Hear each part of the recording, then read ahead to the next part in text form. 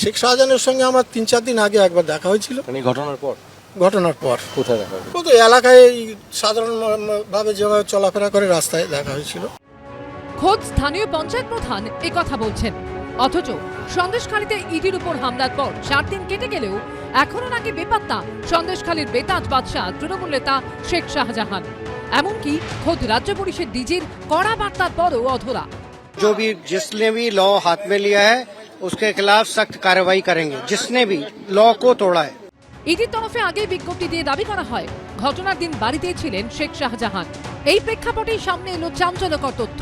সূত্রের খবর, শুক্রবার সকাল 11টা নাগাদ ধামাখালী রাস্তায় দেখা গিয়েছিল দোর্দণ্ড প্রতাপ এই তৃণমূল নেতাকে।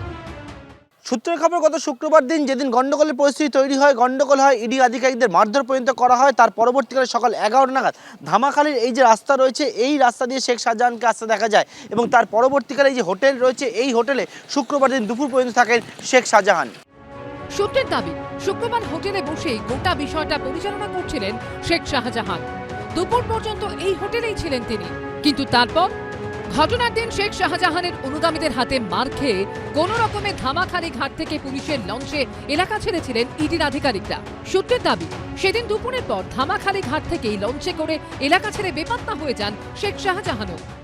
এর পরবর্তীকালে শুক্রবার দুপুর বেলায় ধামাখালী ফেরিঘাটে আসেন এবং তার পরবর্তীকালে এখান থেকে লঞ্চে চড়ে গা ঢাকা দেন। এখানেই ইডি সূত্রে দাবি, পরিকল্পনা করেই সেদিন ধুমধুমার পরিস্থিতি তৈরি করা হয়েছিল যাতে ইডি তল্লাশি চালাতে না পারে শেখ শাহজাহানের বাড়িতে। তাহলে কি বাড়িতে এমন কিছু ছিল যা ইডির হাতে চলে আসার ভয় পাচ্ছিলেন তৃণমূল নেতা? সরবেরিয়া মোড় থেকে 2 কিলোমিটার এগোলেই বাঁ হাতে শেখ শাহজাহানের বাড়ি, সেখান থেকে ধামাখালীর ফেরিঘাট আরো 10 কিলোমিটার রাস্তা। সূত্রের দাবি, ঘটনার পরপরই সেদিন বিকেল পর্যন্ত শেখ শাহজাহানের বাড়ির দিকে রাস্তায় কেউ যাতে যেতে না পারে তার জন্য রাস্তার দখল নিয়ে নেয় অনুগামীরা। বাইক বাহিনী দাপিয়ে বেড়াচ্ছিল গোটা এলাকায়। পাশাপাশি ইডি ও কেন্দ্রীয় বাহিনীর জওয়ানদের খুঁজতে থাকে শেখ শাহজাহানের অনুগামীরা।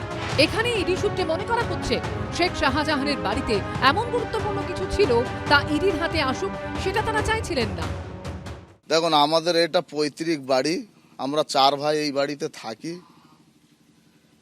তো নিশ্চয়ই এই বাড়িতে তেমন কিছু থাকলে আমরা অবশ্যই জানতাম। আর কি এমন থাকতে পারে যে কি আশঙ্কা করলো যে 7 সকালে ইডি বিনা নোটিশে মোটামুটি কোনো কারণ ছাড়াই তারা তো একবার অন্তত শেখ শাহজাহানকে ডাকতে পারতো। সে তো আর সে একটা উত্তর 24 পরগনা জেলা পরিষদের কর্মদক্ষ।